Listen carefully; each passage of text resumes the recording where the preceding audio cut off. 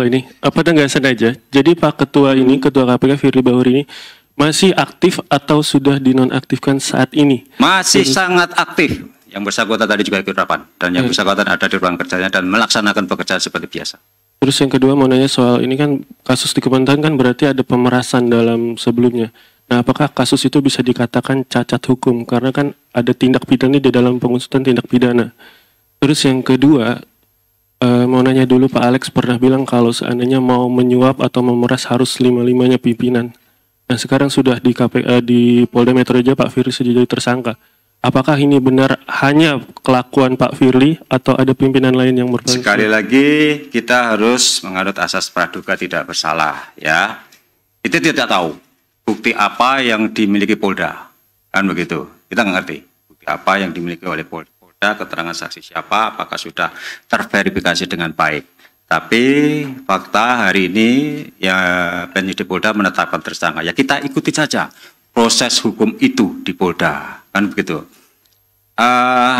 Apakah kemudian itu akan menyebabkan proses penetapan tersangka Ijal menjadi cacat? Tentu saja tidak, dan tidak ada hubungannya.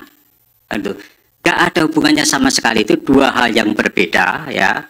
Di mana penetapan dari Ijal itu tentu semua sudah didasarkan atas alat-alat bukti yang kami kumpulkan, penyidik kumpulkan. Dan kami meyakini bahwa berdasarkan alat bukti yang cukup telah terjadi peristiwa pidana, korupsi tentu saja, dan siapa pelakunya, kan begitu. Terus apa lagi tadi? Udah kan? Pak.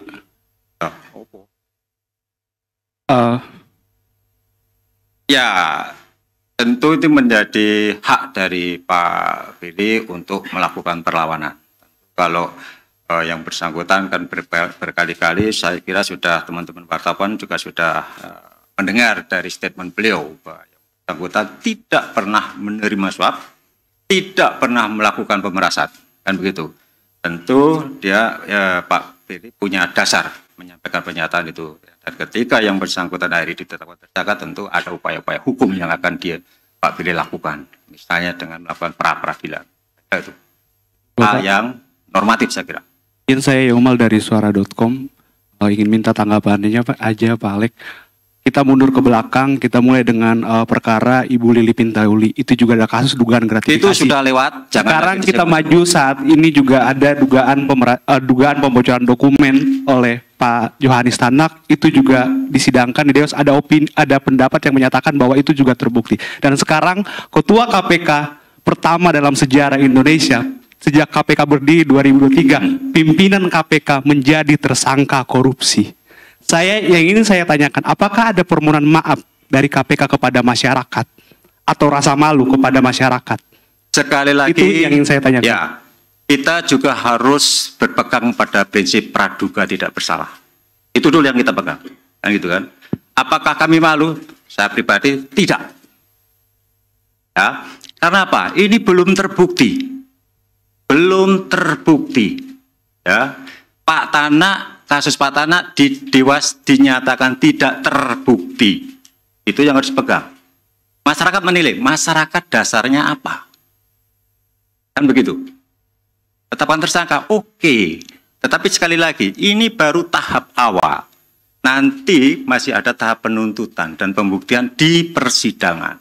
Itu yang teman-teman harus kawal, monitor, ikuti bagaimana proses ini berjalan di Polda. Tidak berhenti di sini. Tidak berhenti pada penetapan tersangka. Kita lihat, Polda sebelumnya juga melakukan penyidikan terhadap kebocoran dokumen. Ya kan? Mana hasilnya? Kalian nggak pernah tanyakan. Ya kan? Kalian nggak pernah monitor, tanyakan. Sementara di Dewas, apa fakta yang ditemukan Dewas pada kasus pembocoran dokumen di SDM? Nah itu, kalian harus cermati juga itu. Oke? Baik teman-teman, saya rasa sudah cukup kesempatan untuk bertanya. Terima kasih sekali lagi.